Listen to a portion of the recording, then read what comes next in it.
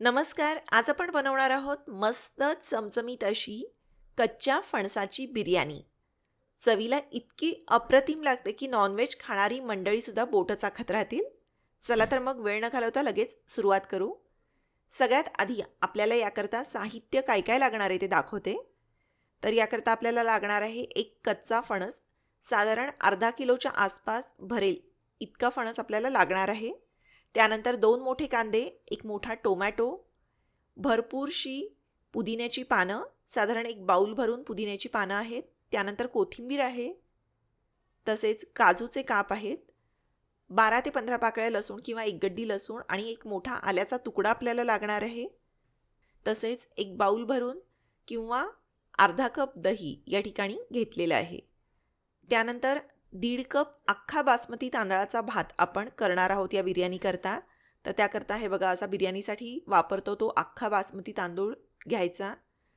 2-3 वेळा चोळून तांदूळ स्वच्छ धुवून घ्यायचा आणि मग याच्यामध्ये पाणी घालून साधारण एक 10 मिनिटं तांदूळ जो आहे तो भिजवून घ्यायचा आहे.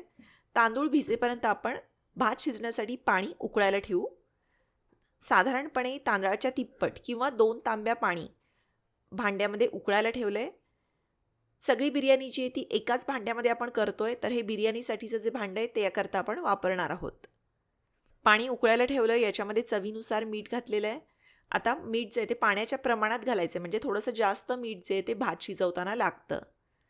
त्यानंतर या भाताला छानसा फ्लेवर येण्यासाठी काही खडे गरम मसाले आपण याच्यामध्ये घालतोय. तर याच्यामध्ये आहे हे असं अर्धं स्टारफूल, एक मसाला वेलची, 4 ते 5 लवंग, 5-6 मिरी, एक दालचिनीचा तुकडा, जावित्री असे काही खडे गरम मसाले आहेत. तसेच तमालपत्र घालायचं. जे मसाले तुमच्याकडे उपलब्ध असतील ते याच्यामध्ये घाला, सगळेच वापरायला हवे तसं नाही. त्यानंतर पाण्याला पूर्णपणे उकळी येऊ द्यायची, तोपर्यंत आपला तांदूळही छान भिजतो. एकदा का पाण्याला उकळी आली की याच्यामध्ये तांदूळ निथळून घालायचा आणि मग झाकण न ठेवता मध्यम आचेवर याला एक 10 मिनिटं शिजवून घ्यायचं. भाताची कणी लागणार नाही, पण भात अगदी पूर्णपणे मऊ देखील शिजणार नाही इतपत याला शिजवून घ्यायचं आहे. आणि मग लगेच हा जो तांदूळ आहे तो असा चाळणीमध्ये निथळून घ्यायचा. हे असं याला छान पसरून ठेवून द्या, म्हणजे मग भाताची वाफ जी आहे ती लवकर जायला मदत होते आणि तांदूळ जो आहे तो जास्त शिजणार नाही. त्याचप्रमाणे हे तांदळाचं निथळलेलं पाणीसुद्धा फेकून न देता तसंच ठेवायचं आहे, नंतर आपण ते बिर्याणीमध्ये वापरणार आहोत. आता कच्चा फणस कापून घेताना सुद्धा अगदी काळजीपूर्वक व्यवस्थित कापावा लागतो. हाताला आणि चाकूला व्यवस्थित भरपूरसं तेल लावून घ्यायचं आणि मग हा जो फणस आहे तो कापून घ्या. भाजीवाले देखील फणस कापून देतात. जर का तसा कापलेला फणस आणला तर उत्तम. फणसाचे याप्रमाणे चौकोनी काप करून घ्यायचे. या बिर्याणीसाठी अजून इतर जी काही पूर्वतयारी लागणार आहे त्याच्यामध्ये कांदा जो आहे तो उभा चिरून घेतला आहे आणि कांदा सुटा करून घ्यायचा. तसेच याला थोडंसं असं मीठ लावून घ्यायचं. त्याचप्रमाणे टोमॅटोचे देखील उभे काप करून घेतलेत. उभे काप करून त्याला मधून एक आडवा काप दिला आहे, म्हणजे अगदी लांब लांबही टोमॅटो दिसणार नाही. त्यानंतर आलं, लसूण आणि पुदिन्याची पेस्ट करून घ्यायची आहे. ही पेस्ट करून घेताना याच्यामध्ये थोडंसं लिंबू पिळून घ्यायचं आणि पाणी न घालता ही अशी पेस्ट करून घेतली. आता त्याच भांड्यामध्ये थोडंसं जास्त एक 3 ते 4 पळी तेल काढलेलं आहे. तेल चांगलं तापलं की याच्यामध्ये सगळ्यात आधी फणसाचे गरे जे आहेत ते परतून घ्यायचे आहेत. मध्यम आचेवर एक 8 ते 10 मिनिटं हे जे गरे आहेत ते छान परतून घ्यायचे. फणसाचा व्यवस्थित परतून घेतला की तो बाजूला काढला.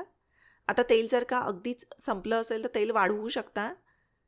कांदा घालून कांदा मध्यम ते मोठ्या आचेवर असा छान सोनेरी रंगाचा होईपर्यंत परतून घ्या. हे बघा असा छान कुरकुरीत सोनेरी होईपर्यंत तळला गेला की याच्यामध्ये काजूचे काप घातले आहेत. आता याच्यामध्ये आलं, लसूण, पुदिन्याची पेस्ट घातली. ही पेस्ट घातल्यावर अगदी 1 मिनिट याला परतून घ्यायचं आणि लगेच याच्यामध्ये सगळे मसाले जे आहेत ते आपण घालणार आहोत. तर या ठिकाणी छोटा अर्धा चमचा हळद घातलेली आहे. त्यानंतर 2 टेबलस्पून म्हणजे 2 मोठे चमचे बिर्याणी मसाला घातला. तसेच आवडीनुसार बेडगी मिरची पावडर किंवा लाल तिखट घालायचं. सगळं एकदा परतून झालं की याच्यामध्ये टोमॅटो घातला आहे. टोमॅटोसुद्धा एकदा दोनदा परतून घ्या, खूप जास्त शिजवायची गरज नाही. त्यानंतर याच्यामध्ये दही घातलेलं आहे. दह्यामुळे छान असा ओलसरपणा जो येतो या मसाल्याला येतो. दही जे आहे ते व्यवस्थित एकसारखं मिक्स होईपर्यंत याच्यामध्ये शिजवून घ्यायचं. दही घालण्यापूर्वी जर का एकदा फेटून घेतलं तर उत्तम, ते छान असं मसाल्यामध्ये एकसारखं मिक्स होतं. हे बघा, ही अशी आपली ग्रेव्ही तयार झाली की आता याच्यामध्ये फणसाचे परतलेले काप घालायचे. चवीनुसार मीठ याच्यामध्ये घातलं आणि हे फणसाचे गरे मसाल्यामध्ये छान परतून घ्या. आता बाकीच्या भाज्यांप्रमाणे याला जे ते पाणी सुटत नाही, त्याच्यामुळं आपल्याला जादाचं पाणी फणस शिजवताना याच्यामध्ये घालावं लागतं. तर भात शिजतानाचं जे पाणी आपण बाजूला ठेवलं होतं ते याच्यामध्ये 1 कप घातलं आणि याला एक चांगली उकळी येऊ द्यायची. आणि आता झाकण ठेवून मध्यम ते मंद आचेवर याला चांगलं 15 मिनिटं शिजवून घ्यायचं. फणस कोवळा आहे का थोडासा निबर आहे, जास्त झालेला आहे, त्यानुसार फणस शिजायला कमी अधिक वेळ लागू शकतो. कधीकधी अगदी 25-30 मिनिटं देखील लागू शकतात. तर अधूनमधून चेक करायचं, जर का पाणी कमी वाटलं तर तुम्ही पाणी याच्यामध्ये वाढवू शकता. हे बघा, 15 मिनिटानंतर फणस असा व्यवस्थित शिजलेला आहे ते एकदा चेक केलं. या पॉईंटला याच्यामध्ये खूप जास्तही पाणी नको आहे आणि अगदी ड्राय मसाला देखील नको आहे, थोडंसं पाणी सरबरीत असं हे असायला हवं. आता याच्यामध्ये भरपूरशी बारीक चिरलेली कोथिंबीर घालायची, बारीक चिरलेला पुदिना याच्यामध्ये घातला आणि मग वरून शिजवलेला भात जो आहे तो असा एकसारखा पसरवून लावून घ्यायचा आहे. आता भातावर सुद्धा वरून पुदिना कोथिंबीरीचं लेअरिंग तुम्ही करू शकता. तळलेला कांदा जर का बाजूला ठेवला असेल तर तो याच्यावर घालू शकता. थोडंसं साजूक तूप सोडलं की भात जो आहे तो खूप कोरडा होत नाही. दुधात भिजवलेलं केशर घालणं ऐच्छिक आहे. जर का तुम्हाला थोडीशी जास्त ओलसर बिर्याणी हवी असेल तर भात शिजवतानाचं पाणी अर्धा कप कडेनं सोडू शकता. आता झाकण लावून मंद आचेवर 10 मिनिटं याला चांगली एक वाफ काढून घ्यायची. हे बघा, मस्त चमचमीत अशी आपली फणसाची बिर्याणी जी आहे ती तयार झालेली आहे. चवीला एकदम भारी लागते. अगदी खाताना तुम्हाला नॉनव्हेजच्या बिर्याणीची आठवण आल्याशिवाय राहणार नाही. त्याचप्रमाणे याची रेसिपी तुम्हाला कशी वाटली ते मला जरूर कळवा. व्हिडिओ आवडला तर व्हिडिओला लाईक करा. व्हिडिओची लिंक तुमच्या मित्रमैत्रिणींसोबत, नातेवाईकांसोबत जरूर शेअर करा. धन्यवाद.